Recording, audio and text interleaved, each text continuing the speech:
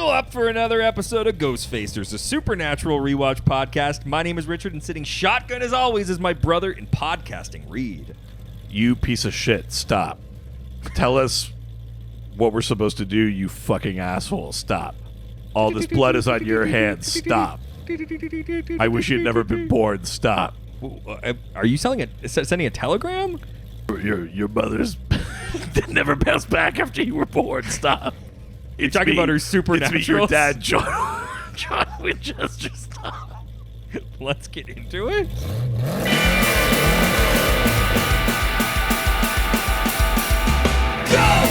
Ghostfacers! We face a ghost, when others will not, we're ghosts! Ghostfacers! Stay in the kitchen when the kitchen gets hot! Ghostfacers! We face a nightmare, we face a dread! Ghostfacers! We face a faceless, we face a dead! Welcome to Ghostfacers. Today we're discussing... I wish that we had pre-intros for this show because that... Just gold. We're constantly just like throwing out into the ether. I'll never tell. Yep. I don't know. Today we're discussing season 7, episode number 3, Girl Next Door. Ooh. Do you remember that movie? Great movie. We both went Alicia Cuthbert. Yeah. Yeah. What is it? Popular Mechanics for Kids? Yeah. Yeah. And adults. Wait, no. Sorry. That's not what I meant. Cue Chris Hansen. Not what I meant. Jesus. Fuck. We got a review. How did you even build this fuck machine? We've got a review. Okay. Yeah, quick. From Doug Dimmadome 69. Incredible name. Incredible name. Wow. Yeah. Via Apple Podcast USA. Doug diggy diggy sit the boogie, sit up, chuck the boogie. My name is Doug. With the title Two Guys, One Thirst Trip. Oh, Yeah. interesting. Yeah. The chode so far. They go on to say, I am new to the world of Supernatural as I only started watching it a few months ago. And anytime I watch the show, I love listening to podcasts that go along with them. When I was looking for a show for Supernatural, I found Then and Now and only made it about 10 minutes in as I have an aversion to rewatch podcasts that are done by people on the show and not fans, as I like to imagine that I'm having a conversation with them since none of my friends or family watch Supernatural. Yeah, get fucked, other show, unless you want to be guests or something. But Or like have us on your show? have us on your show or Yeah, something. yeah. Then, yeah, like- we'll guest on their show. Yeah. Well, they want to bump up those numbers, you know? Yeah, well, we can give them the Ghostfacers bump. The Doug bit the bump. I drive a lot, and these guys are always on and make hours-long drive feel short with their banter and overall thirst for the Winchesters. Keep up the good work from a new fan in North Carolina, USA. Excited to finish the show and listen along to your thoughts and endless laughs. P.S. Sorry for the long review. I can't do specific regional accents. But For you, I'll break out the one I know I'm going to nail. North Carolina. Whoa. Take your shirt off. Twist it around your head from like a I feel helicopter. like that's still more Texas. But wait, hang on. This one's for you. This one's for who? This Hang one's for us. Us. Hang on. North Carolina. Whoa. North Carolina. You're saying... Hang on. One more time. Yep. Okay. Hey, where are you from? North Carolina. Oh. This is a really gross thing to say, but I'm trying to channel Kevin Spacey. Yikes. Only for the accent. Yeah. That's all I'm channeling. Petey Pop, motherfucker. Remember when Richard said popular mechanics for adults? Hey. Nope, nobody look at me. All right. This episode aired. Also, thank you, Doug. Yeah, Doug, dip-a-dub, diggy, set the boogie, set up, chuck the boogie. 69. Nice. That was the end. Was it actually? Yeah. I missed that entirely. Yeah. I missed that entirely. So good. So this episode aired October 7th, 2011. Okay. Written by... That's around Canadian Thanksgiving. Yeah, buddy, it is. If anyone's interested. Yeah. This episode was written by Andrew Dabb. We did it. And Daniel Laughlin. Yeah. And directed by Jensen Ackles. Whoa. This is the second I episode. did not clock that. Yeah, at second all. episode that he's directed. You know what I did clock in this episode? What's that? I know you're going to get there, but fucking Goo Goo Dolls, baby. Oh, You yeah. bet your ass your boy clocked that. I was like, is that Goddamn right. Is that Johnny Resnick? So this episode was viewed by an estimated 1.7. 1.72. Hey, oh, yeah. The last week was 1.8. I know. We're going down. I know. And I don't think we ever come And back. Sugar, we're going down swing. Yeah. Oh my God, this is a follow-up point. I'll be your number one with the bullet. Gun complex, cock and bullet. But yeah, I don't think all season long we get back to the twos. Whoa. I think it was just the premiere. This is just where we're at now. Yeah, yeah. Well, shit. I don't know if this is forever, but it's for now. All right, let's watch. Those are beautiful vows. Yeah, I don't know if this is forever, but it's for What a romantic. That does feel like something you would say. I would say that thinking It was a more romantic. romantic thought. Yeah. It'd be like, we don't know what the future holds, Yeah. but I'm just here in the moment with Yeah, you. yeah. But I would say, Yeah, it's not forever. this isn't forever. This is for now. I don't know if this is forever. This is for now. I don't want to hold this on all weekend. Marry me. All right, let's watch the promo. Piece of shit. That's a bad promo. In isolation, I actually don't think it's a bad promo. It's a bad promo in conveying What the episode's about? the episode. But in terms of like splicing some stuff together that like is dramatic and might intrigue you to watch an episode, I actually don't think it's a bad promo, but it is not at all the tone of the episode. Not at all. Like that feels like it should be a bottle episode. Yeah, inside the hospital. You know, them like- trying to get out. I think it's a good promo if that's the episode. Yeah, that's not what the episode is. Yeah. Wait, what? Uh-oh. Oh, no. You watched it, right? Yes. Yeah. By it, you mean I rewatched Furious 7 for the fourth time in 3 weeks? You have a podcast about it. Yeah. And I'm not there yet. We're doing Fast 5 this week. You just want to get yourself prepped. I've been going through, I need to be in the Familia zone. The Damaverse. Yeah, the Damaverse. Ooh. Well, you know me. I'm always in the Damaverse. Yeah, because you're such a sub. I'm a famous Dom. Yeah. Mm-hmm. Can you imagine if in the next movie they introduce like a failed clone and they call him Sub Toretto? That's Like he's like Bizarro Dom. fucking hilarious. He's like thin and he rides a bike. yeah. Cling, cling, cling, cling. I don't really have family, but I have a lot of friends. Yeah. It's me, Sub Toretto. I haven't talked to them in Me, a while. I'm absolutely fully white Caucasian, no ambiguous ethnicity here. He's a complete Bizarro of Tom Toretto. Wait. You can have any drink you want. Can I have a Corona? We don't have any Coronas. Yeah. You can have anything you want.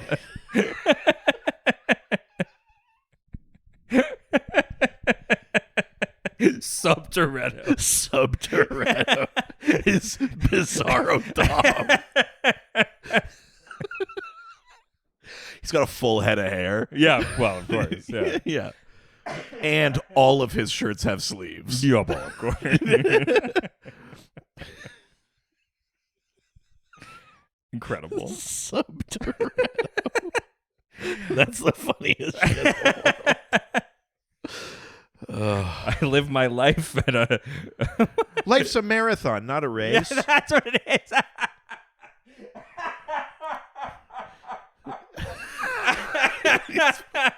is. Holy shit, that's so good.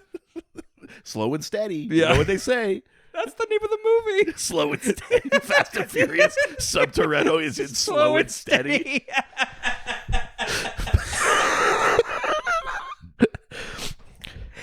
I can't believe they greenlit Too Slow, Too Steady.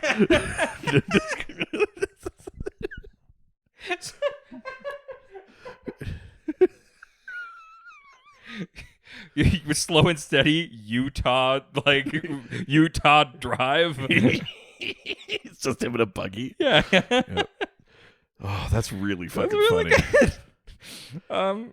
Good. International titles. That's so fucking good.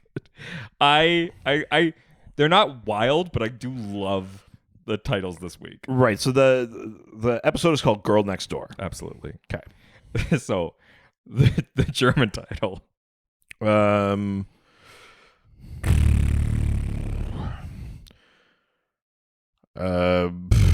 God, I don't know, but the only things I want to say are deeply offensive. This is.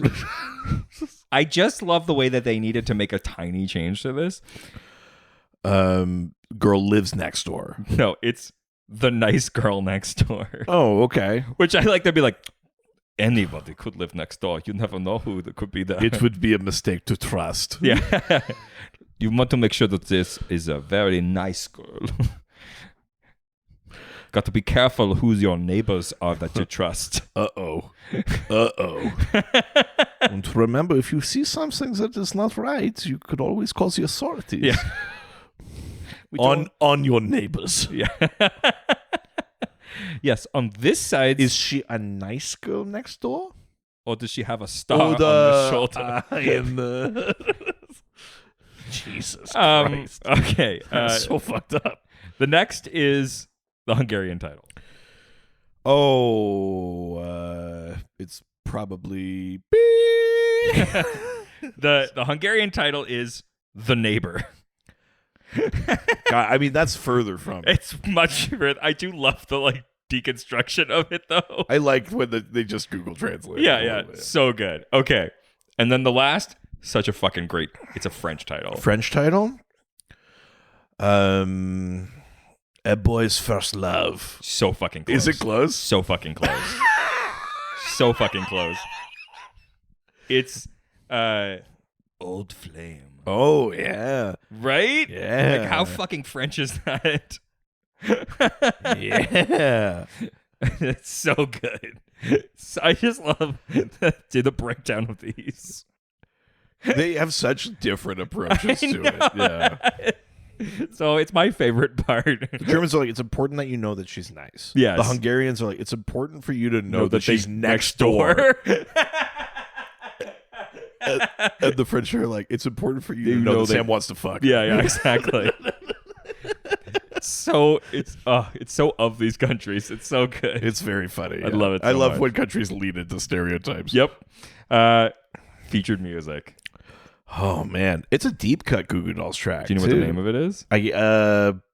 Fuck. It's off A Boy Named Goo, I'm pretty sure. That's the album. Yep. So it's played when the young Amy is nursing Sam's injury. I can't remember the name of it. It's like a deep cut though. It wasn't like a radio single. Yeah, Because the singles on that album are like Name, Sympathy, I think is on that album. Wow, look at you. Listen, your boy knows the goo. I'm a boy named Goo. Yeah. He made a daughter with goo. Listen, I mean, I think I've firmly established my reputation as a guy that knows a lot about a few very specific weird things. So fucking true. But yeah, I can't remember the name of the track. It's 2 days in February. That's right. Yeah. From, of course, the Goo Goo Dolls. Which is funny because on the next album, they have a song called January Friend. Yeah. Yeah. Are you ready for... I guess that's not that funny. Not really. You want to hear the bizarre TV guide description for this week? You mean the Subtoretto one? No. Not Bizarro. Oh, sorry. Okay. Bizarre. Right. Okay, sorry. I feel like totally normal. And let's totally normal. Let's remember that's the name of the show. Yeah. Super Bizarro Supernatural. Totally normal. Yeah. 2 brothers stay at home. Yeah. In their separate houses. Yeah. because they had a good life. And their dad's nice to them. Yeah. And their mom's ugly. And nothing happens that can't be empirically proven. That's right. Absolutely. No, it's still called Supernatural, but it's super space natural. Yeah, it's very natural. Yeah, it's hyper naturalistic. We're talking like Maxim Gorky levels of naturalism. Supernaturals like their mom. Baby. Yeah, that's what is a dirtbag version. Yeah, It's a show called Supernatural, and then it says in brackets like their mom. That's the full title. it airs on Spike TV. Hell yeah! Yeah, right after that weird Japanese like show where they like have to run through all of the obstacles. Bonsai? Yeah. Bonsai. Oh man. Okay, the TV guide description, which remember the show provides. Right. Sam hunts a demon from his childhood Nope. who is killing thugs and eating their brains. Kind of. But not eating their brains, sucking out the pituitary gland. But Yeah, I mean, splitting hairs at that point. yeah, But that's the TV guide description. I will say we could cut a little bit of slack in saying that we are using the word demon in the very like broad sense. Yes, a thing that he did A made a demon, mistake. Yes, a monster, Yeah, whatever. yeah. But it's not like it's definitely not a capital D demon. Yeah, you could say a monster or something. Yeah, like you really should at this point. Yeah. But before we talk about how this episode actually goes, why don't we open up Dad's journal and learn about the real world lore? Let's see what the lore says about kitsune. Whoa, it's a real thing. It is. Whoa. Well, I mean, it's a thing. I mean, fair. Okay, it's a thing that exists in literature. I'm going to need you to bring like 80% more rationality to this. Oh, sorry, I forgot we were watching Supernaturals. Yeah, super. Like their mom. Like their mom. Nice. On Spike. Fuck yeah. Whoa, speaking of spikes. Oh, Kitsune, hey. yeah. So in kitsune is a being from Japanese folklore that is essentially a fox. Oh. Foxes have like Ding, ding, ding, ding, ding, ding, ding, ding, ding, ding, ding, ding. Yeah. What does the fox say? Someone a And then I've just backed myself into a very problematic corner. My Japanese accent wasn't quite ready to debut. No. Want to talk about Popular Mechanics for Kids? I did do it on the Fast and Furious Patreon episode. Oh, that, where yes. I gave you Japanese Scooby-Doo. Scooby-Doo, which doesn't have to change his voice that much. No, that was why it was a Yeah. problem. It was so easy. Kind of had to just say the same You stuff. well, I'm not going to do... Well... No. Wait, this is not behind a paywall. Again, I'm sure the mic didn't pick that up. You're upping the thing that didn't need to get upped. It was fine the way it was. Sometimes I'm compelled. Because you could do the uh-oh and it Have would you still ever just work. had a compulsion even though you knew it was wrong? Fair. All right. Okay. That's not fair. You can't bring the real world into this. I could do anything. Talk about... So a kitsune is brain a suckers. fox from Japanese folklore. So foxes were believed to possess paranormal abilities.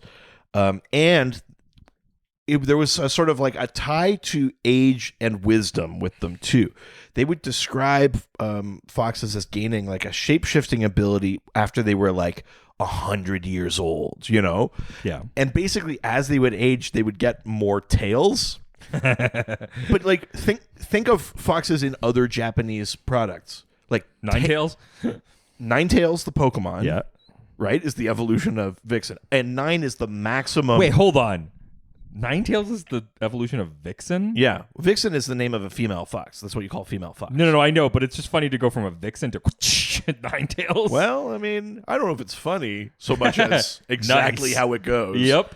Some of us, yep. But yeah, I mean, so in Pokemon, that's an example. Ninetales in the folklore is the maximum number that a kitsune was said to have. So there's that, but also think of like Sonic the Hedgehog. You have Tails the Fox in there, who has 2 tails. Sure. So like foxes and having like additional tails and stuff like that's like a Japanese folklore thing, and it's baked into other pop culture now. But that was supposed to be tied to like their age and their wisdom. As they got older, they'd get more tails, and that was also a sign of their increased wisdom or whatever. In general, their main power was said to be shape-shifting, and they could shape-shift into a human form. Now, there's some conflicting things here. One of the things said that the one thing they couldn't do was get rid of their tails. So you could find out if someone was a kitsune by finding their hidden tail. Okay. Which sounds like a euphemism. It's not how I meant it. And then there was also I'm gonna find the exact wording here because okay, kitsune. I'm gonna mispronounce this, but kitsune gao means fox-faced, and it refers to human females who have a narrow face with close-set eyes, thin eyebrows, and high cheekbones. Traditionally, this facial structure was considered attractive, and some tales ascribe it to foxes in human form. Oh. So it's how they would describe people that looked fox-like, and it would be like a sign of being attractive or whatever. Let's see. Can we name other attractive foxes? Maid Marian. Or Robin Hood. And Robin Hood. I mean,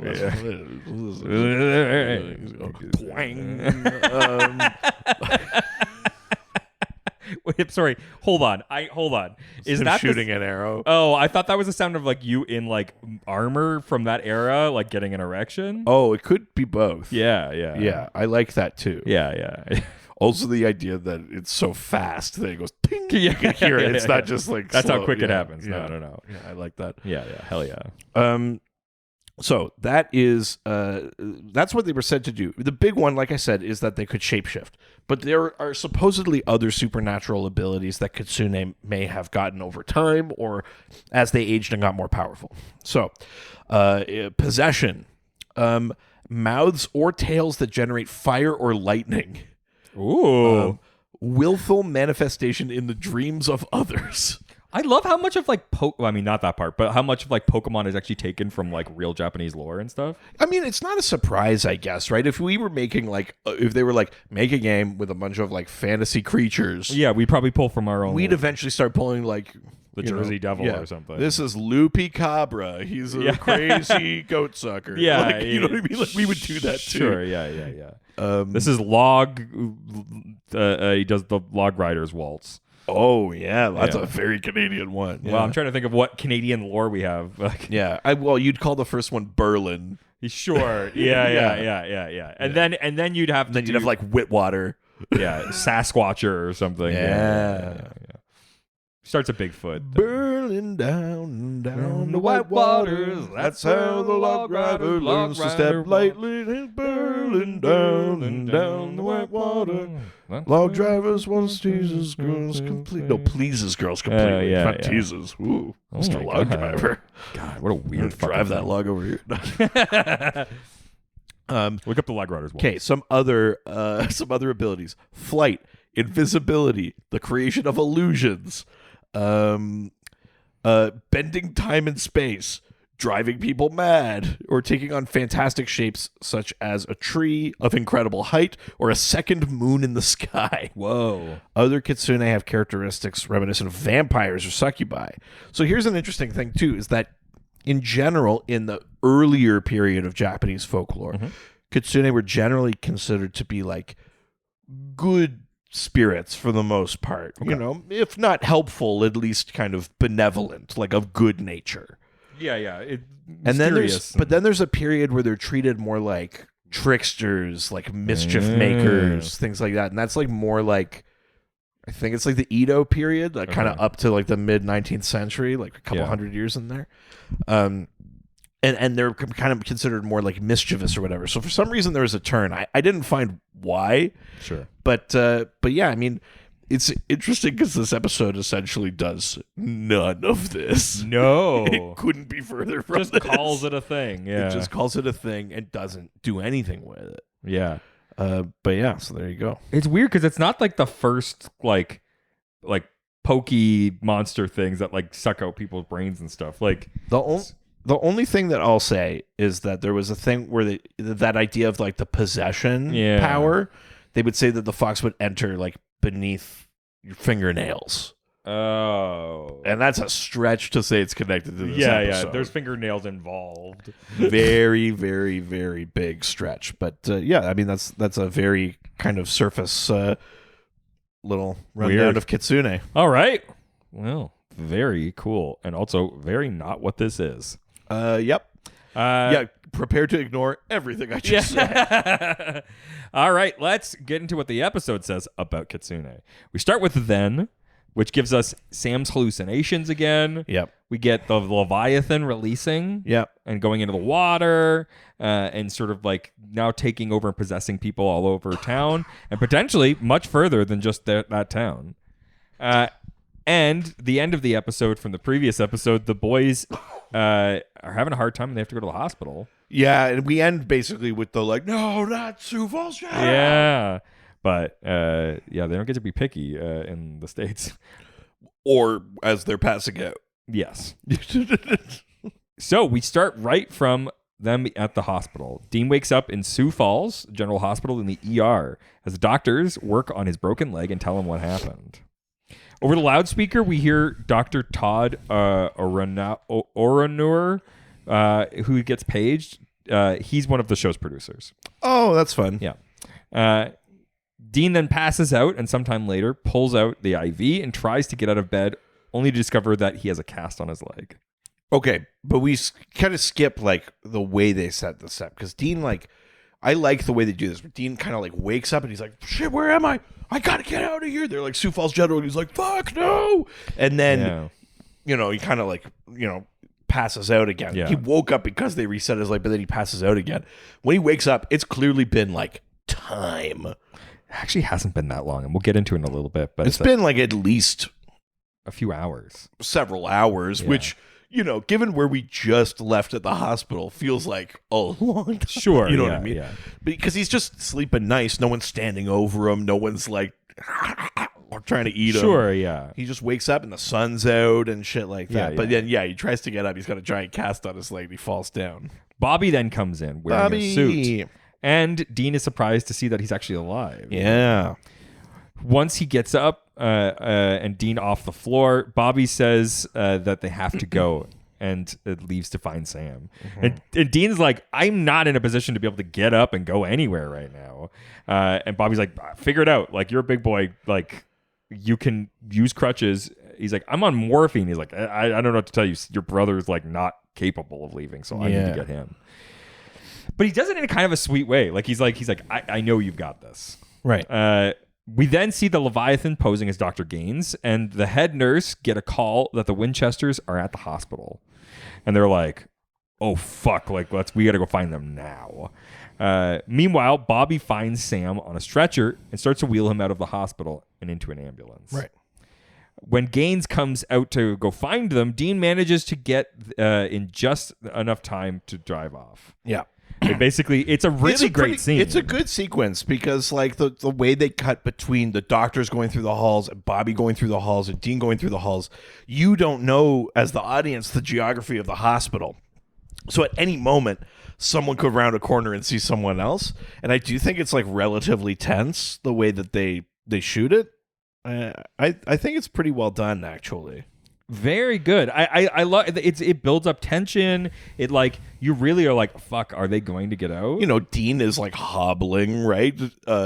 Bobby has to deal with like just wheeling a gurney around. Like, they're not mobile, right? Like, if at any one of these hallways the doctors come around, they're kind of fucked, 100%. Yeah. And like, the Leviathan doctors, I should say. Yeah. It's great to see they're literally about to get Bobby in the ambulance, and like Dean jumps in at the very last second and they pull out. It's awesome. But here's an interesting thing too that I think we might have assumed even this early, but we kind of confirm here is like angels and demons can just like go somewhere else. Leviathan cannot. I had the exact same thought where they're stuck in a body, they like run and they go like, yeah.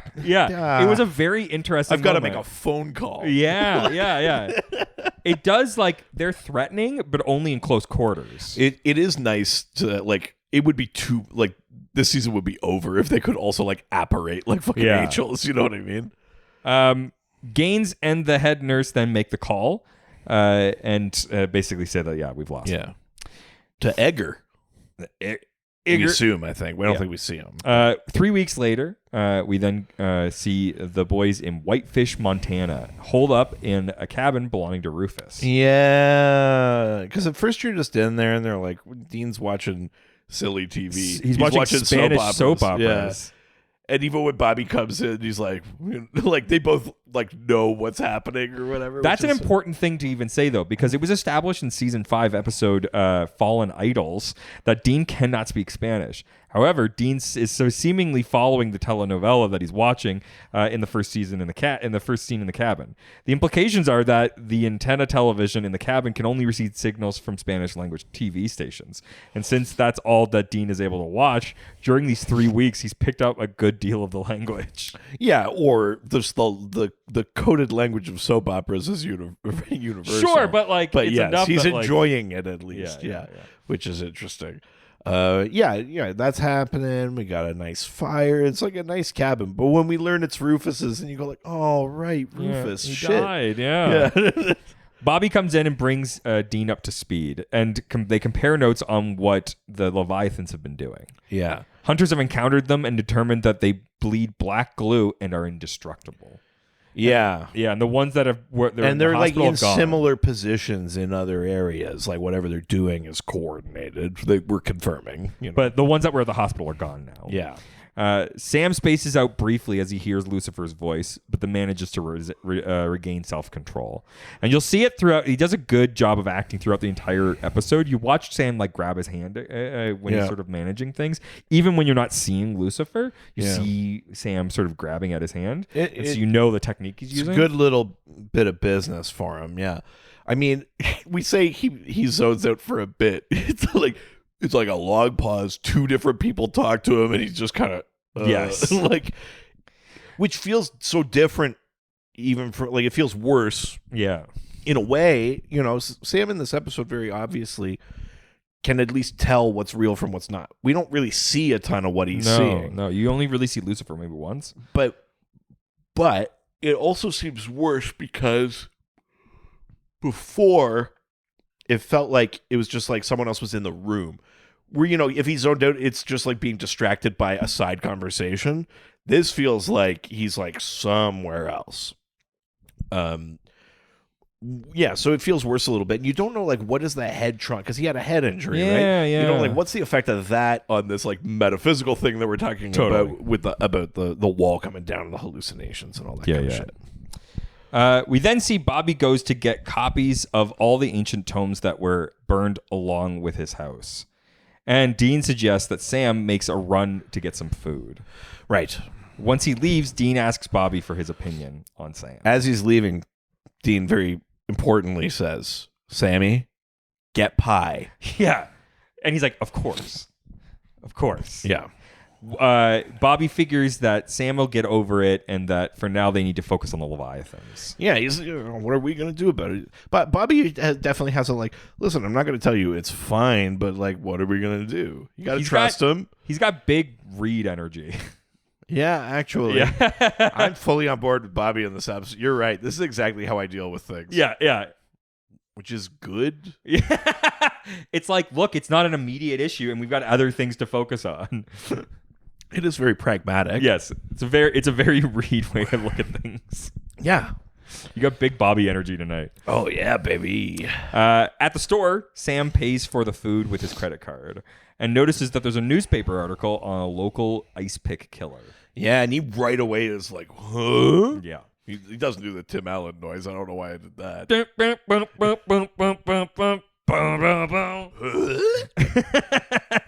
Ruh-roh. Dong.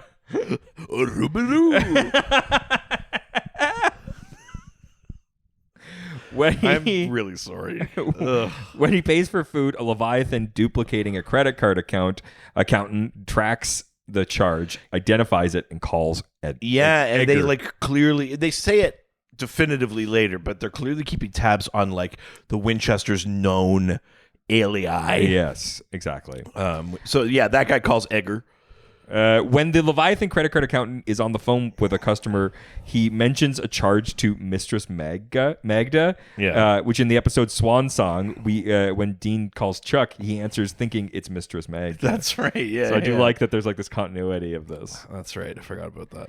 Edgar tells him to deal with the Winchesters. I immediately was just like... He kind of has a and why are you calling me? And the guy's like...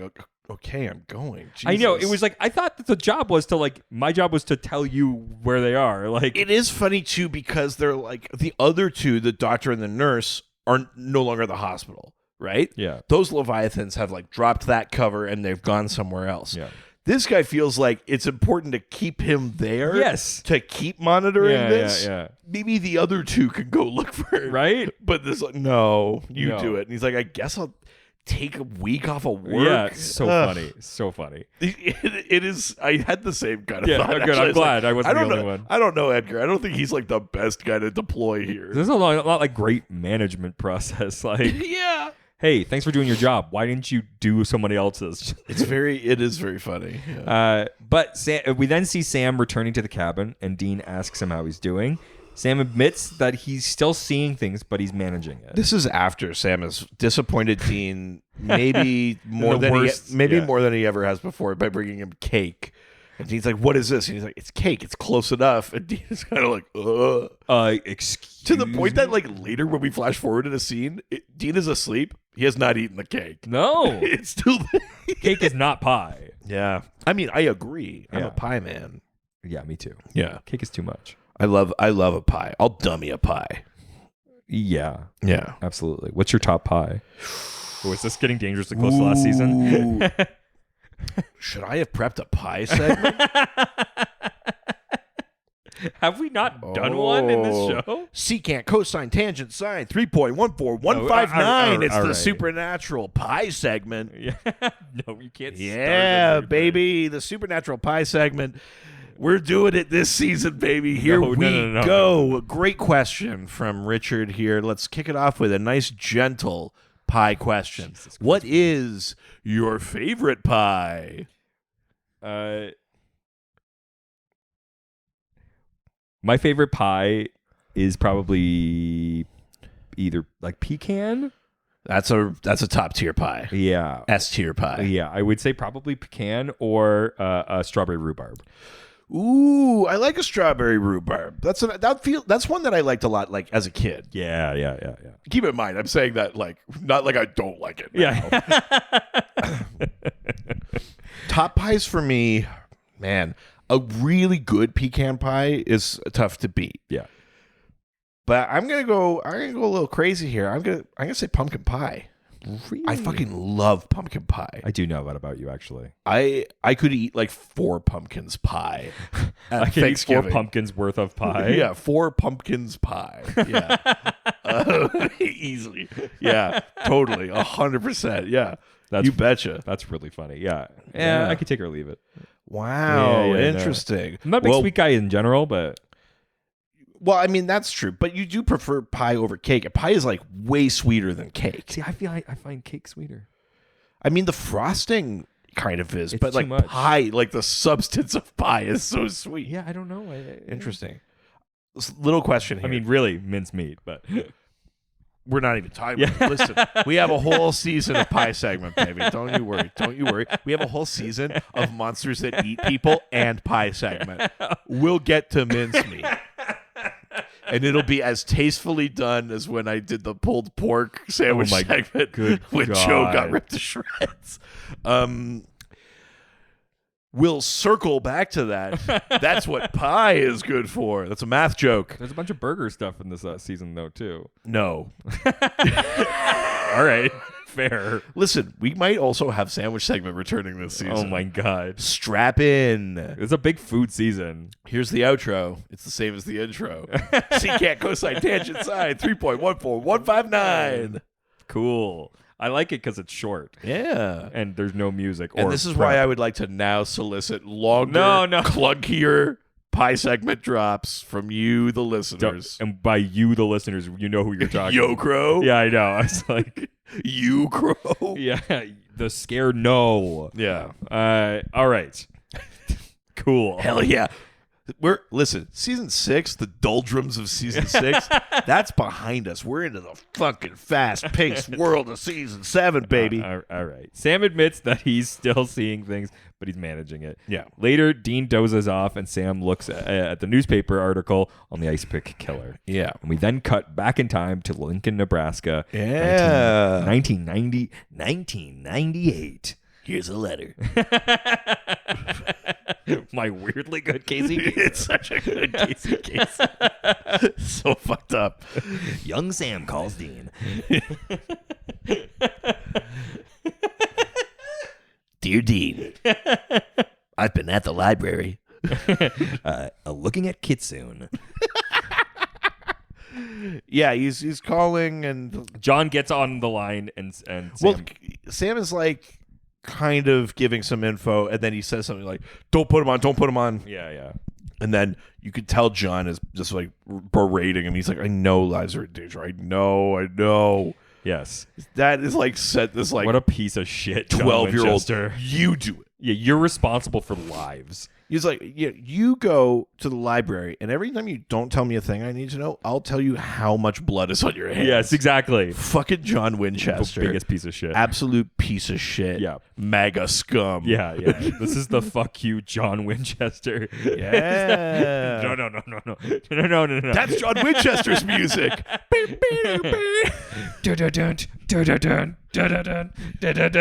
John Winchester's music would be Bob with the Bob. Yeah. John gets on the line, and Sam assures him that he's headed to the library to research the killer. We then cut back to the present. Yeah. Sam leaves a note for the sleeping Dean and leaves. Yeah. Which, look, for these guys, like, that's an improvement. He's leaving a note. He's leaving a note. That's why you always leave a note. And he gingerly closes the door. And then we cut everything. to a drug dealer making a deal. Yeah, this drug dealer has such a good drug dealer look. Yeah. / like dirty cop. Oh, yeah. He looks like the guy that's like Gordon's partner in Batman Begins. Oh my God. Yes. He kind of looks like that guy. And he a little bit looks like the sexually charismatic vampire from last season. I mean, Not nearly as good. That other guy could fuck. I mean, truly. This guy, no. But yeah, like this woman is trying to buy drugs. She's like, I thought it was this one. She's like, it's this much now. Maybe we can make a deal. And you're like, oh, God. Men are the worst. And she just runs away because cops, they hear sirens. That's right. The skate park. She runs away and he's like, whatever. And I'll just like I'll just walk under this bridge, I guess. Yes. So they're at a skate park. Yeah. Cool. Where the drug dealer is killed. It's the same one used in Deadpool. During the scene where the young girl hugs Wade after he deals with Jeremy the pizza guy. Oh, interesting. Yeah. Cool little locale. Interesting. Yeah. I'm Bam Margera, and this is Monster Drug Deal. His customer runs. I said that like Casey Kasem. I'm Bam Margera, and this is Monster Drug Deal. But first, a letter. It's fucking stupid. I can't shake that cadence. I know it's hard. I can't do the voice, but I can do the cadence. Yeah, it's true. It's a fun cadence. So his customer runs, and the drug dealer then takes off. Yeah. Something grabs him, kills him, takes it. Takes Good, out like his brain. blood spurt, Yeah. like silhouette of a blood spurt. It's different from like the normal Very like splatter on a artistic. wall. That's the Jensen Ackles touch, baby. Oh man, oh hell yeah! Nobody Jensen. spurts like Jensen. or me while I'm watching Jensen. Yeah, When Dean wakes I was up, cranking it through this episode. obviously, What a problematic episode to crank it. truly. When Dean wakes up and discovers that Sam is gone, he calls Bobby. The note just says like The devil told me to do it. no, that would be very funny. The note just says something to the effect of like, gone for a few days, I'm fine. Yeah. A thing that like mentally stable people always say. It's such a funny note. Like, what was Dean gonna do? Dean calls Bobby and he's like, he's taking The my other car. shoe dropped. The other shoe, right? Yeah, An important phrase this episode. When Dean But Bobby's just like, listen, like, we gotta take his word for it a little bit too. He's gone for a couple days. If he's gone longer than that, we'll deal with it. You know, Dean is like, he's not answering his phone. It's like, maybe he just needs some space. He's going through some stuff. He's such fucking Reed energy in this episode. Yeah. And he's right. He was fucking right. And I've got Dean energy all the time. Well, I would actually make the argument that you got Sam energy, just specific seasons of Sam. Sure, yeah. When Dean calls Bobby to tell him that Sam left me like Jimmy Stewart, this is a reference to Hitchcock's film Rear Window from 1954, where Jimmy's character is stuck in a wheelchair while his girlfriend checks out a suspected killer's apartment. Oh, I don't even have any pie. Yeah. Oh, you want the kitsune? I'm going to go to his apartment and kill it for you. Incredible impressions of we're from bygone eras. You want an impression? Here you go. Oh, there we go. But first, an impression.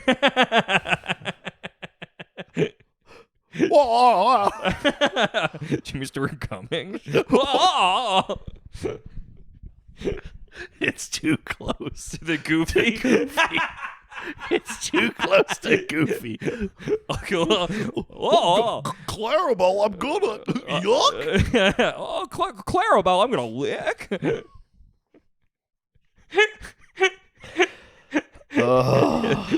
Oh, the web we weave. Man, this episode's off the rails. But yeah, Dean then gets out a saw and starts cutting his cast off. You probably had the same thought here. Yeah. I need to say this out loud. Okay. They don't just use any fucking saw when they cut a cast off of you. Yeah. It's a very specific saw. Yep. And it goes just a very specific depth. Yep. And it's like the safest thing in the world when they cut a cast off of you. Yep. Dean is taking like a tiny circular saw and freehanding it. Yep. I can't believe he's not like permanently injured from this. That you should cut back to Dean. He should be bled out. Truly. But also, It looks rusty. It's like it's a gnarly saw he's using. not safe. I'd love to hear from any doctors we have or nurses. But I do have a comment about this in general and something I mentioned before. So of all broken bone injuries, broken leg bones generally take the longest to heal. Judging from the cast Dean is wearing, Gotta imagine it's a femur too. His leg is broken above the knee or just below the knee. Yeah. And the break was bad enough to warrant the doctor realigning his bone. The doctor pulled his leg Yeah. out, and as someone that's taken emergency first aid, I could tell you that's what they teach you to do when it's a fucking femur. Totally. Because your muscles are so strong, your quads are so strong that if your femur breaks and it's like an uneven break or whatever, your muscles are so strong it'll pull your leg through your leg. Totally. So you have they teach you to put your foot on their abdomen. This is like emergency first aid. You're in the woods or some shit. But they teach you to put your foot on their abdomen and pull their leg out to set it in the right place. It's the most insane thing in the world. Even mild fractures take like 6 to 8 weeks to heal. Severe breaks can take anywhere from 3 to 6 months to heal. Dean and Sam can't have been in the hospital for very long because the Leviathans would have eaten them. Yeah, like max a day. Yeah. And that's pushing it. Also, when Dean's leg is being dressed, the doctor mentions that Sam has been taken for a head scan. And indeed, Bobby intercepts Sam being wheeled back out from his room, indicating the boys have only been there for several hours. Yeah. The caption reveals that they have been in the cabin for 3 weeks. Right. And Dean says to Bobby that his cast is coming off in 5 days. This is biologically almost impossible, given all the other factors detailed. Whoa. Yeah. This shit would never fly on Supernaturals like that. Hell yeah. Nice. So nice. 11 p.m. on Spike. Yeah, factually accurate, but also nice. Nice. Yeah, you're gonna have to wear this for 69 days. Nice. Yeah, I broke her vag for 69 days. Jesus. Good Lord. It's so much more aggressive. Yep. Sam poses as an FBI agent and talks to a cop who says that losing a drug dealer is no big loss. Yeah. Fuck cops.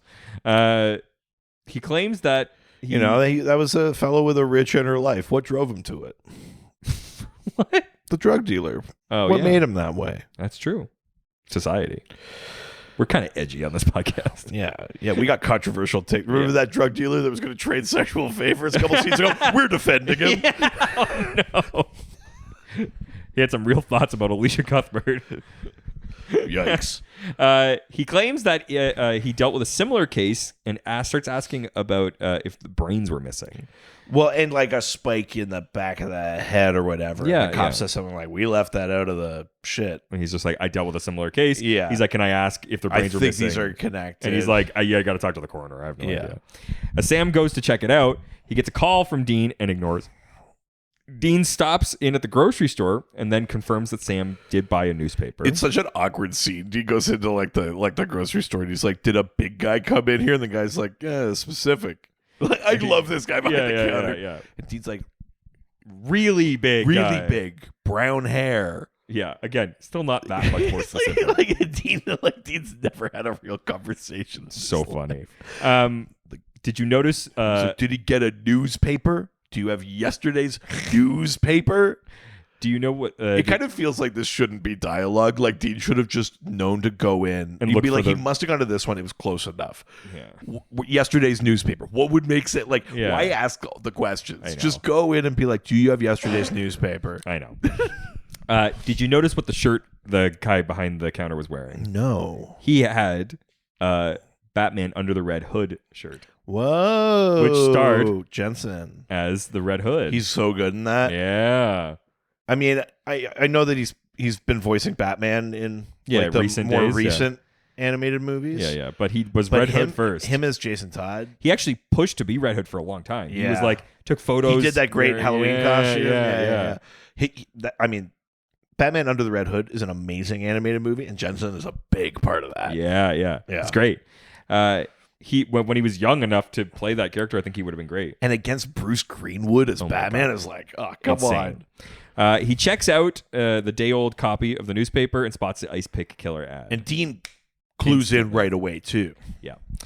At the morgue, the coroner tells Sam that a big chunk of the victim's brain was removed, including their pituitaries. Yeah. Sam remembers reading about the same deaths when he was a child, and that's when we cut back to the past. Yeah. Young Sam tracks the murders and confirms that there was only one death per town, each one in a park off the highway. Yeah, that's right. And the killer was moving along the highway in Montana. Clearly a getaway, yeah. Exactly. Sam then, in the present, tracks the pattern. Hang of the on, we killing. haven't said, like, already by this point in the flashbacks, there's like a girl he's spotted a couple of times. It's actually in the next one that he spots her. He hasn't already? yet, Because no. isn't him figuring out the thing? He's in the library, but he hasn't spotted her yet. Oh, really? So in the present, Sam. I do think it's it's fine. I do think it's interesting the weird Yeah, I sepia guess. tone that we don't normally get with these. And like we kind of do like a Yeah, kind of like yeah. a light. I mean, flash. I get why they have to because they're cut back and forth so much. I think it needs a little bit more than just. Yeah. Yeah, you're right.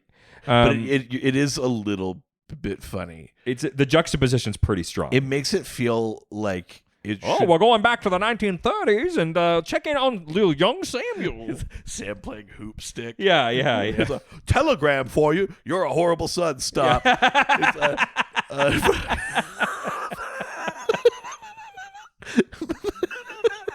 I'm anti-Roosevelt. Stop.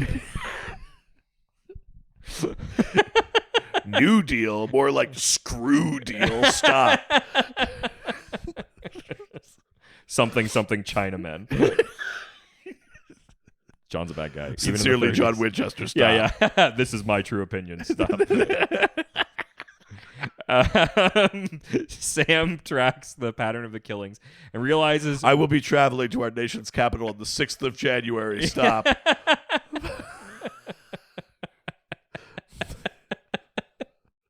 That's very... Yeah, he's gonna burn down the original White House, which I think actually is the 1800s. Way too late for that. Yeah, It's the yeah, War yeah, of yeah. 1812. Yeah. Sam tracks the pattern of killings and realizes that where the next one will occur. Yeah. And he drives to the park outside of the next town. We then cut back to the past. In Montana, young Sam buys a coffee and spots Oh, a girl right, going yeah. into the library. Fine, you win. Thank you. See, he orders He orders a triple red eye. Which, do you know what that is? But I don't know. But it's like a 12-year-old being like, "Give me more caffeine than is advisable." So typically, a red eye is like a regular coffee with a shot of Tabasco espresso in there. Nope. Oh, I just thought the Espresso- red. Like I thought it'd be like a prairie fire or Well, something. no, but you know, like a red eye, like the plane. Yeah. It's because you're tired. yeah. That's What they would call wake it. you up better than Tabasco in your coffee? Sure. Prove man. my logic wrong. All right. All right. All right. But- Let's hear about. But normally, like most coffee shops, like a shot is actually 2 shots typically. Right. So if he's asking for a triple, there's a potential where he's getting 6 shots of espresso. Yeah, which is crazy. Which is like that's like half the coffee is basically espresso. And also just like don't get a coffee at that point. Just get fucking 3 shots. Like get 6 shots then. What was Coffee's the not big? doing What was the anything. big energy drink back then? Are we pre Red Bull back then? No. Red Bull's a No, thing. I mean Red Bull existed, but like, was it so ubiquitous back think then? so. I think by then you even- 2007 or Oh, whatever. I guess are? when he was a kid, that would have been the 90s. It would have been 1998. So no, Right. Maybe Red Bull had just. He come could have out. ordered an Orbitz. Oh my god. Yeah. I mean, no caffeine. Give me but a fun. triple Orbitz. Yeah, yeah. Every time I choke on this fucking jelly gunk, Yeah, in and here, one of I'll those wake up. Slurpee candies. The Slurpee candies. Remember when they had those? They were kind of like Gushers. I do remember Yeah, that. yeah, Yeah. Around the same time as the Orbits. They were great. Listen, if there's a thing I love, it's a Gusher. Just like her mom. Nice. Anyway. Those are the ads late on it in Spike TV. Yeah. It's just Gushers. Yeah. You're really gonna have to get your fingers in the bag if Yeah, you want yeah. a Gusher. Get your mouth on some Gushers. Jesus Christ. Sam. Lie down and put the bag on your face and drown on some Gushers. Oh my. The insane ad for Yeah, press down on your ears and go face down into a Gusher. Yeah. He goes back inside. If I push Here down it is. on the bag while I'm reaching inside, I could get a Gusher more easily. Jesus Christ. They want to put us on the radio. I mean, that's their problem Yeah. at this point. He goes back We inside. can only disclaim so much. I mean, look, at this point, the premiere knew who we were, so who knows? yeah. He goes back inside and notices her through the books, and she notices him as well. Yeah, this is it's not as romantic as the fish tank from Romeo and Juliet. No, this is more like a you sort of situation. Yeah, it does feel like Yeah. I mean, you've been watching you. Yeah. We go back to the present. Yeah. Sam sees someone pull up and go into a park, Yeah. and then come back to the past. Young Sam then goes to get a book and Yeah, sees. you're right. There's a lot of intercutting. Yeah. Young Sam goes to get a book and sees the girl in the aisle looking at him. Sorry, this is what I mean. This is what I'm talking about. Not as romantic as the fish tank in Romeo and Juliet. It's them looking at each other through the stacks. Yes. You ever play stacks in GoldenEye? What? There's one of the levels of GoldenEye. It's called stacks. Nice. I just thought of it because it said stacks. Cool. Stacked. Like your mom. You want to say one more time? Nice. Absolutely stacked. Supernaturals. Dean, he then calls Dean and tells him the way to kill a kitsune is to stab it through the heart. Seems too easy. But also, he's that's like, how you kill most things. in the library, he's like, stab it through the heart. And he's like, what? He's like, stab it through the heart. He's like, what? He's like, Stab stab it it through through the the heart. fucking heart. Shh. I mean, that's a good. I like that joke where the only thing a librarian cares about is the noise level, Yeah. not what is being said No, at no, all. no. I kind of love that. Very funny. Once he's finished his report, he asks his brother how he can talk to girls, Yeah, which is very funny. I was expecting him to go over and be like, "What's up, ladies?" yeah. You ever had a gusher? Would you like one?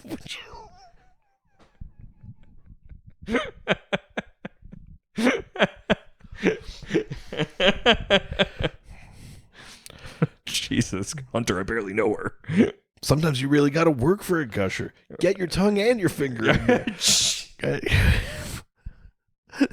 Deranged ad late Good night. God.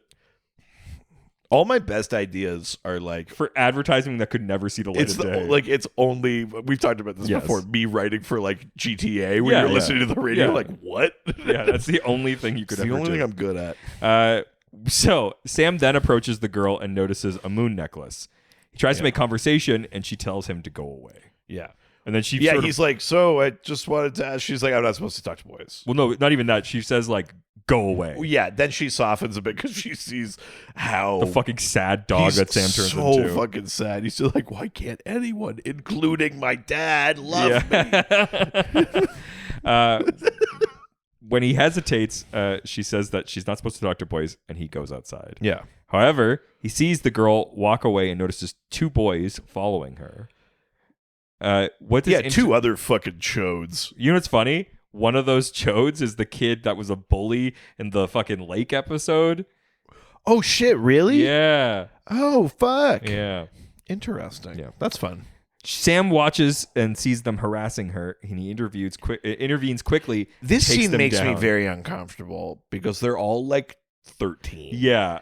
The- It's kind of like what the- you're dealing with the play, with the Beauty and the Beast The play. energy is like too intense. Or not the Beauty and the Beast one. It's the No, other play, the previous play, the Les Mis or Les whatever. Mis, yeah. Yeah, when there was like Yeah. 12-year-old girls being like, I'm a prostitute. It's too intense. Yeah. Like, listen, I know bad things happen at Yeah. all ages, but like the setup of this is like Sam and Dean would deal with this now.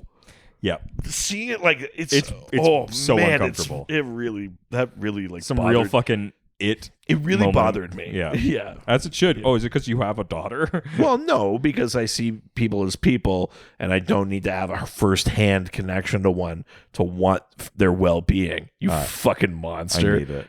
Otherwise, I couldn't care less. Jesus, I was rooting for them. good lord! So, young Sam beats the shit out of these kids in like a Yeah. fucking Jason Bourne moment. Yeah, Jesus Christ, it's Jason, Jason Bourne. Bourne. Yeah, And then he introduces himself, and she says her name is Amy. yeah. Do you know what her last name is? Pond. Yeah. Now, here's my question. yes, this came out after. That's deliberate Yes. by this point in time. Yeah. Okay. It's the nod to the 2005 character. So From Doctor definitely- Who. Yeah, from Yeah. Doctor Who. Amy Pond was Karen Gillan, right? Yep. Yeah. Yeah. I think part of the also is that there you see, especially in the first episode, you see a lot of cutting back and forth from past and the future with her, and so I think that's part of The Amy connection. Pond Yeah. thing? Oh, I yeah, see. Yeah, Okay. yeah. I think there's a connection there.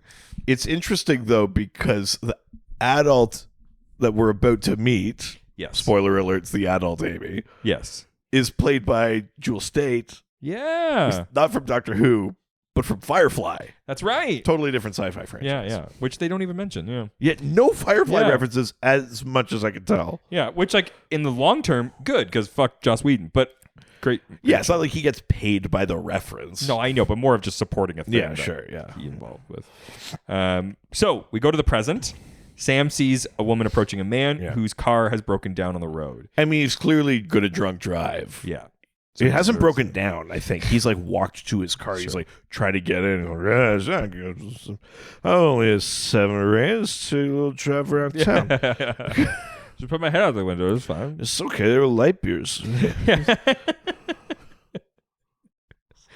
But it's in dog beers. How many dog beers am I old? Yeah. Yeah, it's a real I'm not as think as you drunk I am. Yeah. Sam grabs her, sees the moon necklace, and greets her as Amy. And like he's holding like a knife at her chest. Yeah, it's a weird. I don't think knives work the way guns do in terms of like the visual language of being held at gunpoint. Yeah. In that when you hold a gun right against someone, it's like you can't get away that. Whereas if you're farther away, it's like they'll try to dodge behind a tree or something. But a knife, the threat is just that you have a knife. Yeah. It's not how close the knife is, unless they're like behind you at your throat or something. But him just pointing it at her feels weird. It feels weird.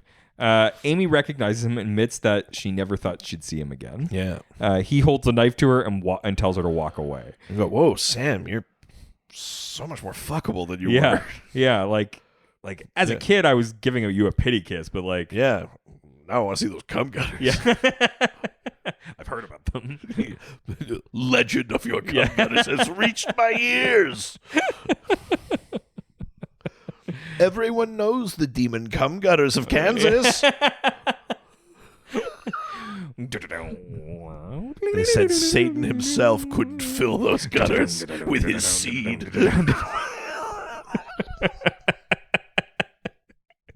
Now a letter. Devil went down to Kansas To get those looking cum for a gutters. gutter to fill. Yeah. When he found a little Sam, and then he wanted a Down thrill. on time is running behind. This Amy we gotta kill. Oh, yeah. So he asks why she's doing the same thing again. And Amy insists that she has a life and a family. She's like, he's like, but why are you killing? And she's like, I'm can't not. And he's like, you are. And she's like, I can't. I'll never tell. Yeah, legitimately.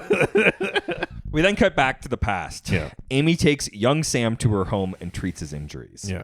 She talks about how her mother is often on the road, and Sam admits that he goes through the same thing with his father. Yeah, like they have it like, me too.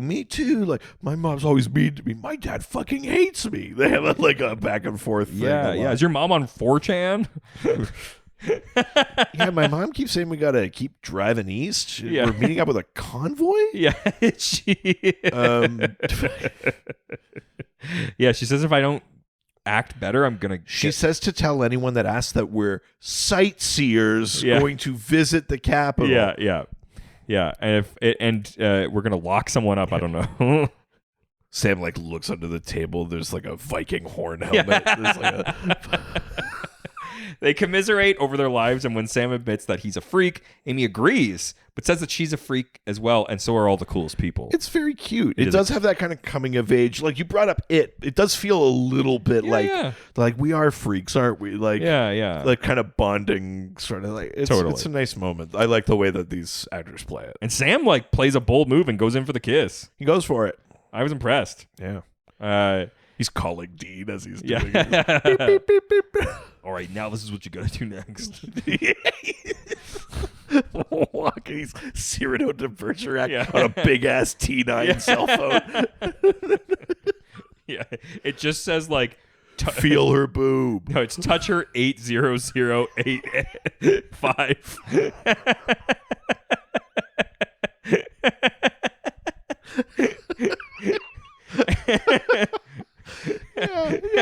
Yeah.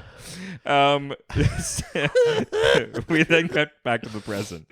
Sam points out that she spiked 3 guys in the last week, but Amy insists that she just had to do it. She can't explain further and attacks Sam when he doesn't believe her. Amy knocks him out and runs. As he falls, Sam grabs something from her coat pocket. Yeah. We then see the coroner telling Dean that Sam was there and confirmed that the pituitary glands were missing. Yeah. He calls Bobby and tells him that Sam is tracking a kitsune. Yeah, he's like, they're rare. We hunted one a long time ago. Yeah. Bobby wonders what Dean is going to do when he catches up, and Dean says that he has a few ideas. Yeah. Amy then goes to her suburban home and packs, but discovers that Sam is in her bedroom. Nice. I mean, you ever have that dream where they fly in through the window? Yeah. He traced her from the notes he grabbed from her pocket. Or they're receipts or some shit. Yeah. When he spots fresh blood on her hands and demands to know what she's doing. Amy still refuses to explain, and Sam says that he knows the kind of person that she is. He's like, I'm going to have to.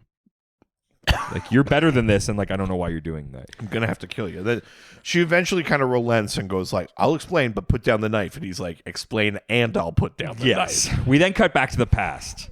Once they get done kissing, young Sam knocks over his soda, and Amy says that her mother has a temper and starts to clean up frantically. I felt like this was a beer. Oh, maybe the vibe of it felt because when she goes to the fridge, she opens it. It's brains in jars, but she grabs the one thing. But she has a drink and hands it to him, and he kind of has a look oh yeah. I mean, I guess you could just read it as the sharing a drink, but I thought it was we're having a beer. Yeah, we had a kiss. It kind of felt like a tall boy, doesn't it? It felt to me a little bit like it was like an extra level of we're growing up. Yeah, it felt like that kind of thing Experimenting to me. kind of That's thing, how yeah. I saw it. Anyway, I had the same sort of interpretation. I can imagine that. Yeah. Amy says that her mother has a temper, and Sam explains that her mother isn't a good person.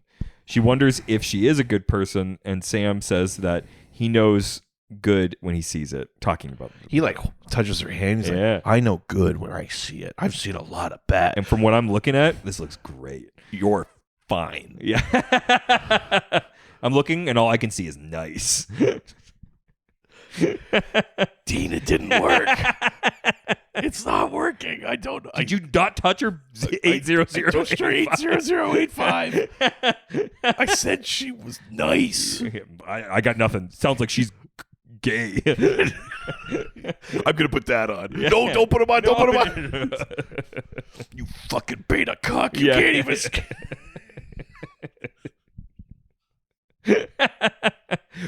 Did you listen to Andrew Tate like I told you? You got to be an alpha. Speaking of which, order some Jerry's Pizza. We're on our way. He takes her hand and Amy explains that her mother has a plan. They both admit that neither of them want to be like their parents. It's a really like touching moment, you know, but it's also like we get the dramatic irony thing of like, well, we know where this is going. Yeah. They don't kind of thing. But it's it's cute. It's a nice moment. Like I like where Sam meets. We kind of have this string of like Sam having like not even like relationships, but like kindred spirits or flames or like soul connections Totally. with monsters. Yeah. Werewolf chick, Ruby. Yeah. You know, this like we're getting this pattern of like people that are feel like they're on the outside, that are kind of wayward souls, you know, all that kind of stuff. Totally. Because he's a freak. Yeah. Sort of connecting to other people like that. Yeah. We then go back to the present. Sam asks for an explanation and refuses to drop his knife until she does. Amy finally relents and opens the bedroom door, revealing her son, Jacob, in the next room. Yeah. She explains that she works as a mortician and she's been feeding on the dead, taking what she needs for Jacob. Jacob was dying, though, and needed fresh meat. Because she basically is like, look, it's a risk feeding dead meat. Like She says it's not great. And then she was like, he got sick. The only thing that does it is fresh meat. Is fresh. She's like, they're scumbags. They're bad. You know, like I went for bad people. And he's recovering. It's working. Amy says that Sam could just walk away and reminds her of what she did for him. Here's the thing. Sam is like, but like, you're not. She's like, I'm done. And he's like, are you? And the thing that no one says out loud in this episode, What if he gets sick again? that they should bring up again is like, you're willing to do anything to save your kid. Do you think this is the last time your kid's going to be in trouble? Yeah, like, you know, like it's a totally understandable thing she did, but the idea that it's like, no, now I'm out. it's like, no, it's just a lie. Yeah. And they all know it. Yeah, you know, 100%. We then cut back to the past. Amy's mother arrives, and Amy hides young Sam in the closet. She says that the two men in an Impala have caught up to them, and they need to move. Amy hesitates until her mother starts toward the closet, and then she agrees to start packing. And she's like, nope, I'll do whatever you say. The mom's like, great, and goes outside. Yeah. Her mother goes to get gas, and Amy realizes that something's wrong. Young Sam says that he has to go, but notices a jar with a brain inside of it. And he's got a knife out, and he's like, you're a monster, blah, blah, blah. He's like, my dad and brother are in the Impala. Yeah, and then she's like, do you want to kill me? And he's like, no. Yeah. But I got you know and she's like, I've never killed anybody. Like, I don't want to hurt you. He's like, I don't want to hurt you either. So she tells him to run and he puts the knife away and leaves. Yeah.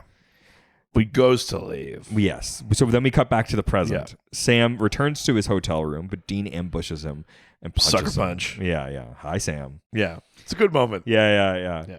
Once they get inside, Dean complains that Sam left him. Sam insists that he had a job and he wanted to take care of it himself. I do like Dean being like, you steal the car, you get a punch. New rule. Yeah, it's a good line. Yeah. It's pretty good. Dean asks to see the body. I've been watching a lot of Bill Maher, so here's a new rule. New rule. His brother finally admits that he let the kitsune go. He's like, I dealt with it. And then he's like, where's the body? And Sam, to their credit, we're not telling lies. Yeah. Sam is like, there is no body. I let her go. And Dean's like, what? And then we get some more flashbacks, and then through it, we're meant to imply that like Sam is telling Dean all of it. Totally. Yeah. Sam tries to leave. Amy's mother comes back, realizing that something was up, and when Amy agreed to just leave town so easily. Yeah, and she's like, I'm gonna fucking You kill always you. pitch a fucking fit every time. Like, Yeah. She condemns Amy for letting young Sam into her life and slaps her daughter aside when she tries to intervene. The kitsune then grows claws and prepares to eat Sam's brain, but here's a problem I've got too here. it's a quick jump to fucking killing. But not just that, but all through this, we're talking about an ice pick killer, which implies a sort of like a thing that we've seen coming out of wrists and stuff like that, or like it's something like relatively specific. Yeah. I mean, an ice pick is big, so it could be like a big damage. When we've seen skulls, the damage has been big, like a big chunk, Totally. kind of pierced. But the claws, like the nail claws of the kitsune, don't like. You would be able, as a quarter, to tell if something and then clawed out, as opposed to just one puncture, right? And so I feel like it should be something more like a wraith. Yeah. I know why they didn't want to just copy that or whatever, but it is. There's no connection between the pick and the. Give them a tail. Yeah, something. Like, do like something insane. It's weird. Like it is weird. I don't love it. But Amy stabs her mom in the chest and kills her. Well, yeah, through like the back. Because we get like a classic look down, like ugh, kind of thing. A huge jump. I mean, it sounds like her mom sucks, but like this is a pretty drastic move. And Sam's like, I'm gonna keep this in mind. Yeah.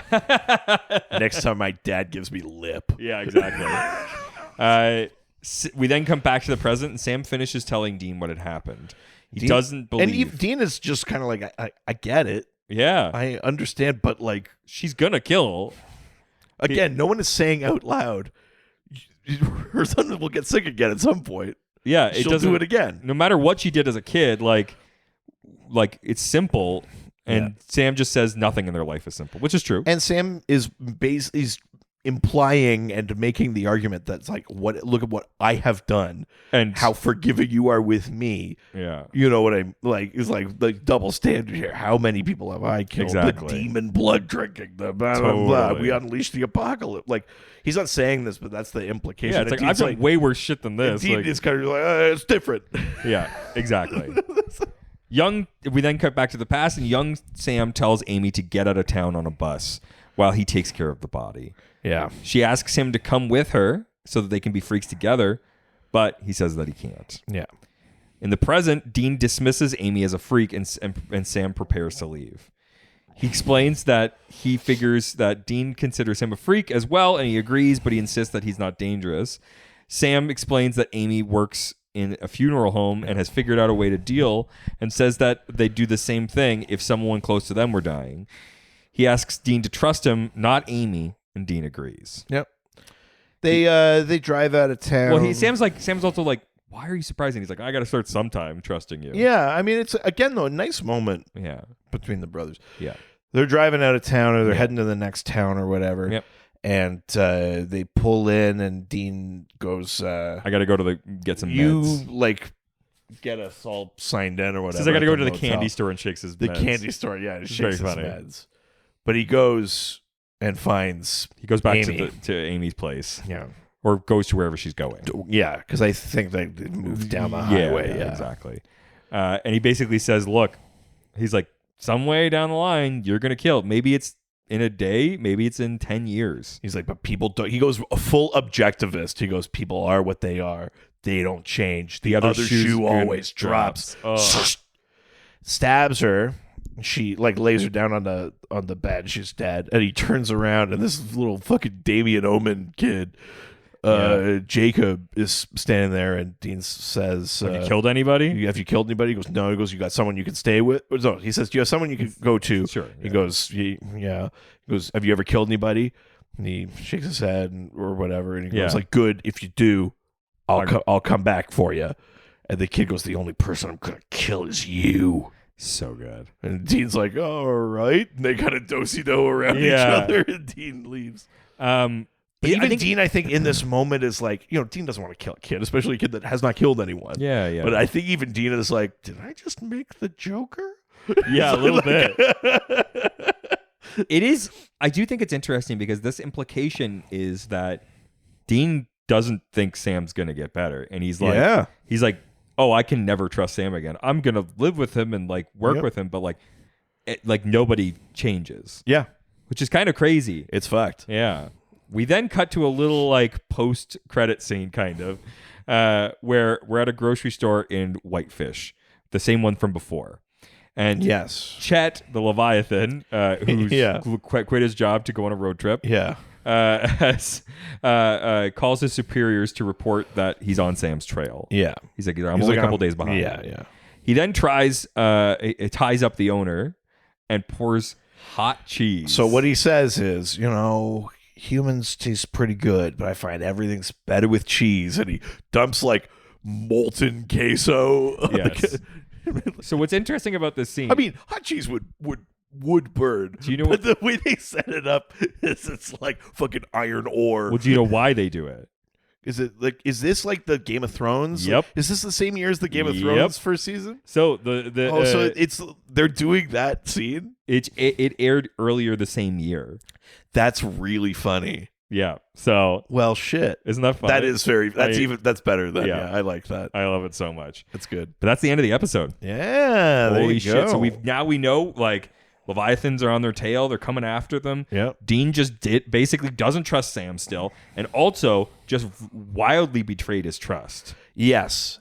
And also, it's like a good illustration of like, even if by hunter logic they're doing the quote right thing, it's like, what trail do they leave behind them? Like, what is the actual legacy of hunters? Yeah. And it's like only pain and suffering. 100%. A thing that we've talked about or heavily implied, but we always talk about it like inward. Yeah. Like their lives are miserable, but you realize no, like they're leaving like a trail of broken people. Like we get the implication of that with Lisa and Ben, but like there's like detritus in the wake of everything Sam and Dean touch, everything any hunter touches. Totally. And like Dean is fucked. Like he's such a different Dean than we had 7 seasons ago. Like this is not like a fun-loving Dean. No, and like it's not going to change. No, Dean kind of goes on a bit of a spiral. Yeah, I would say. Absolutely. Yeah.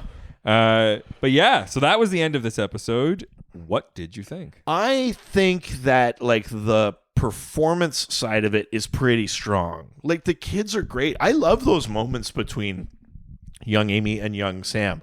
I think those two actors do such a good job. It's a big ask of kids, especially when some of the dialogue is like not very natural. Like that thing where Sam like grabs her head and says like, I've seen bad, but I know good. But like the weight, like to give it actual weight in the world and feel like a thing anyone would say, and the way they play, they like well acted. It's so good. Really, really, really good stuff. I like Jared in this episode. He's great. Jared's really good, and him and Jewel State, like this, they're one and only episode together. Yeah, and they make you believe like there's this chemistry, like there's history. They're you fill in all the gaps, right? Nice. And I think easy. Well, that's what the devil tried to do. Yeah. I think all the performance stuff is great. I think Dean is great in this. Yeah. There's some genuine Dean. There's concerned Dean. There's like cold fucking Dean. Yeah, like serial killer. Like I think it's performed so well. I think the monster Kitsune, we've talked about this before. Yeah, it's a weak monster. It bugs me when we burn a new monster on an episode that's not about the monster. Totally. Because in those early seasons, we got to like learn about a monster, learn about where they come from. Yeah. What is a Kitsune? Yeah. What does it do? Now they're just like, the writer's room is like, here's what we found on Wikipedia. And they I like that shit though. Yeah. And to just throw a new one out there to kind of half-ass and be like, I don't know, claws, no tails, like fucking nothing. Yeah. It's an ice pick, but it's got claws. I don't know. Like, figure it out. Just to burn a new, potentially interesting idea on an episode like this sucks when we could have just done like vampire. Yeah.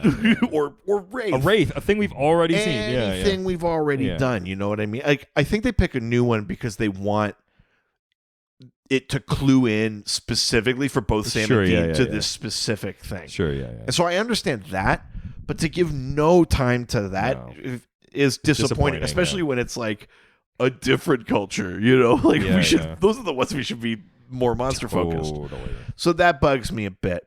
I think in general, it's a good episode. I like that opening sequence. I like how it's shot. We like Dean waking up, where it's like black. And Dean wakes up and then he blacks out. And then he's like I like that. I think the hospital Jensen did a stuff great job. is like really tense.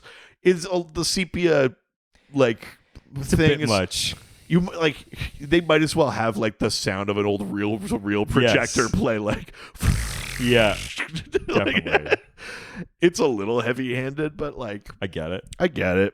Yeah, I'd say it's a good episode. It's not a great episode. Sure. I'd probably give this. I'll give this one a 3.75. Stacks.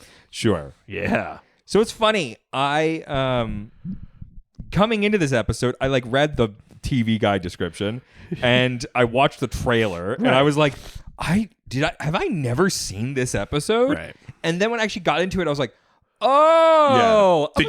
Did you do the thing that I did where it's like, this is the episode where Dean betrays Sam? Yeah, Strauss? Like, yeah, that's what yeah. I I did, was yeah. like, oh shit, that's this episode. I'm like, this was a cool episode. Yeah. I was like, I remember this one. Like, this was a good one. I definitely remembered that moment. Yeah, the Dean going back to do it. Yeah. I liked the concept there, and I liked the time travel-y kind of thing, and like the framing of it was well done, and like they do a good job of bouncing back and forth, and Totally. I think like they don't spend too much time on the Lucifer stuff, and they don't like they've learned some stuff in the writing. Clearly, like they're not like lying to each other like they constantly do, Right. and like I like that stuff a lot. I think Bobby does a really good job playing like a parental role in this, and like being very like even keeled and like. Especially because everything's so chaotic for them. They're in like a house that's not theirs. They're on the road. They're being hunted. There's some like good moments in this. So there's a couple like decent laughs, but it's also like a cute like sort of like love story thing, and then this like brutal end, and like brings up more conversations about monsters, which I like. Mm-hmm. I do think it's a bad monster. It is very funny. There was a scene that did make me kind of laugh on it, and I know it was unintentional, which is when young Sam is telling them about the kitsune. They say, oh, it takes on a human form, and I'm like, yeah, you mean like every fucking monster in the show? I was like, oh, this one takes a human form, unlike dragons. Yeah.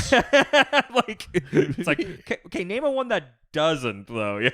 Yeah, I mean the closest you get is one that used to be is like a Wendigo. Yeah, sure. Right? That's like the closest we've gotten. Yeah. But even that is like essentially human. Yeah. So funny. Yeah, it's true. Yeah. I love that he says that. But I think that it's a decent episode. I think it's well shot. I think Jensen does a good job. I love the I still love the Leviathan animation that we get at the end, like the monster face. I do love that. It's a real close up like mouth thing. I like that kind of like the like monster scream, like yeah, whatever.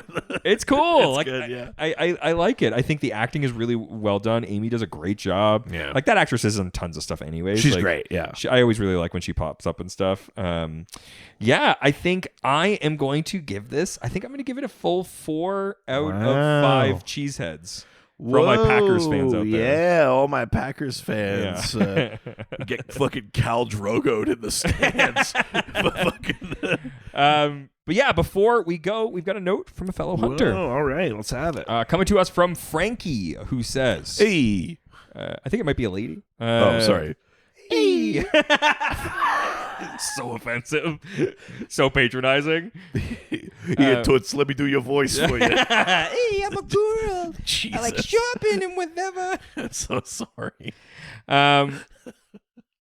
Maybe it's, I don't know. Let's not talk about gender. I found your podcast a couple days ago, and I love it. Hey, just wait till you get to this episode. Yep.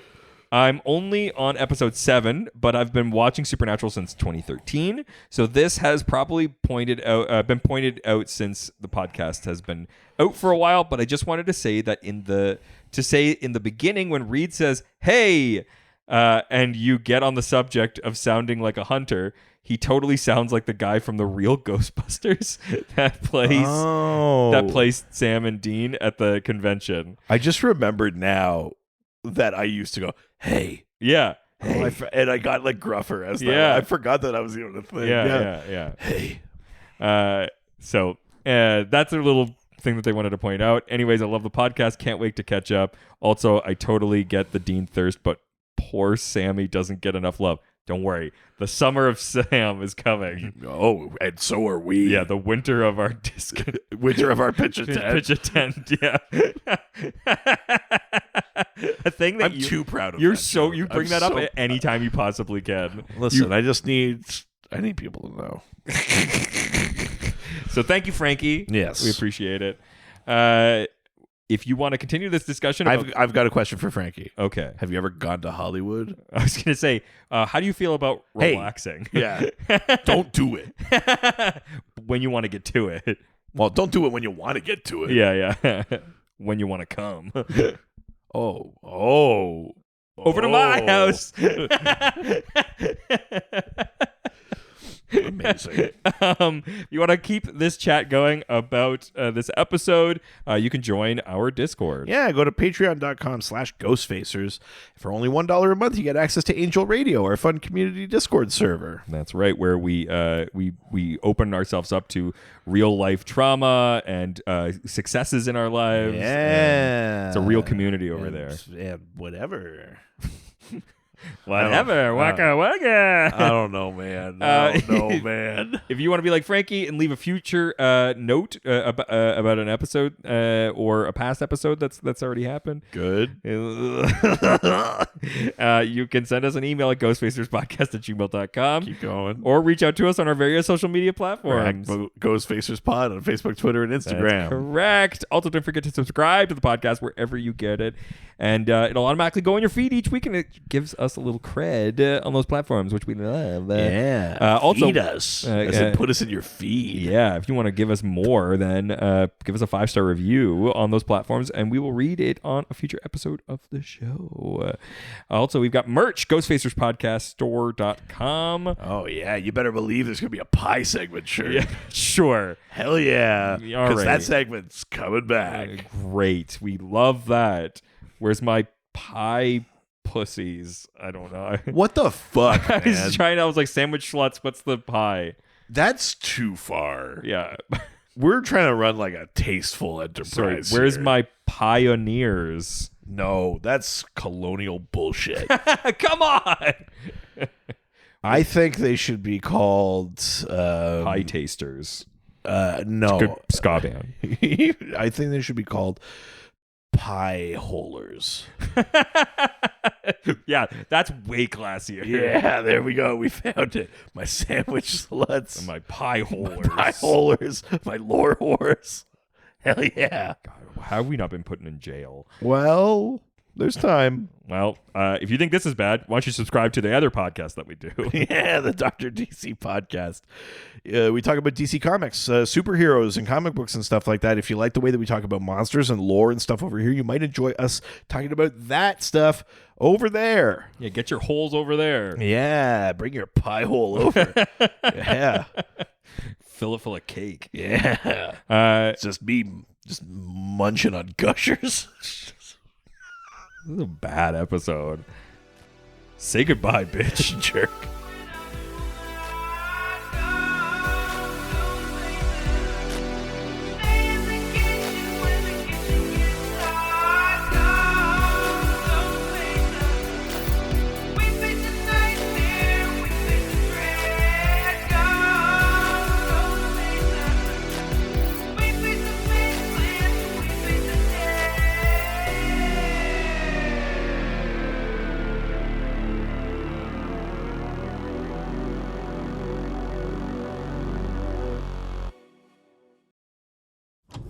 This was a Brain Freeze podcast.